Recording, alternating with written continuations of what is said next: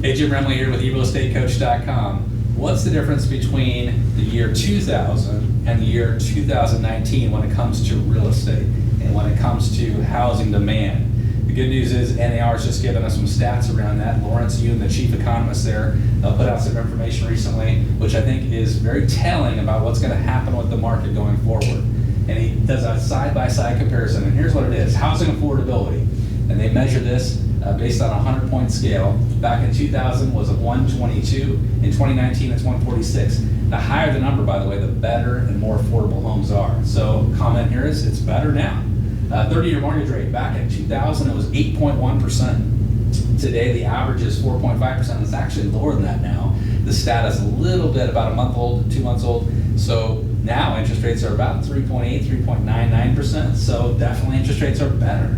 Population back then was 282 million. Now it's 329 million. Better. Population that's older than 16 was 218 million. Now it's 263 million. So that's better because they're about to become adults and homeowners and renters, and it adds to the formation of households, which is next.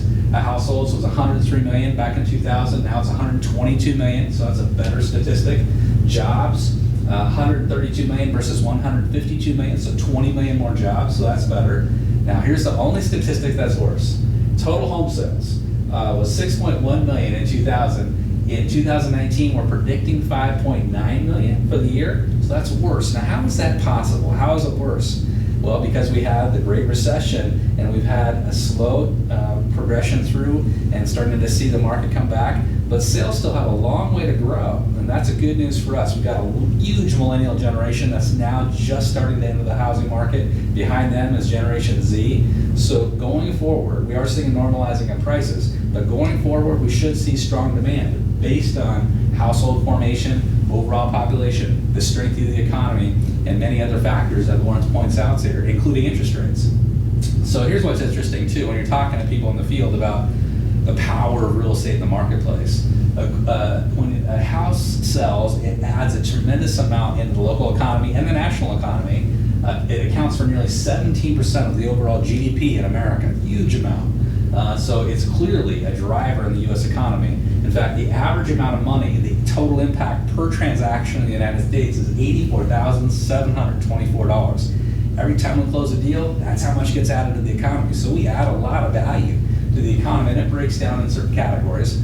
And every area is different, of course.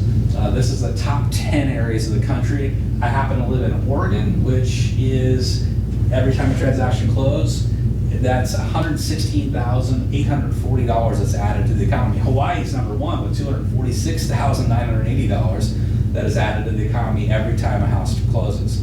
I'm going to give you a way to look up your local area. If you look down in our blog comments below, you can click on the link and see how much in your local market, your local state, is added to the economy. It's a fun thing to talk about in a blog post, social media post if you like to.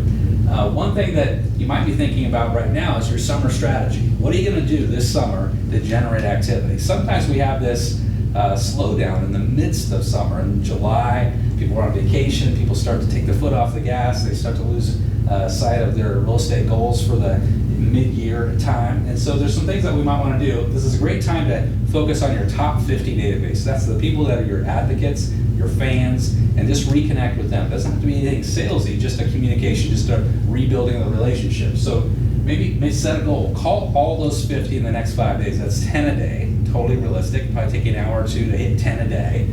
Follow up with a text or a card. Great talking to you. Really enjoyed speaking to you about this.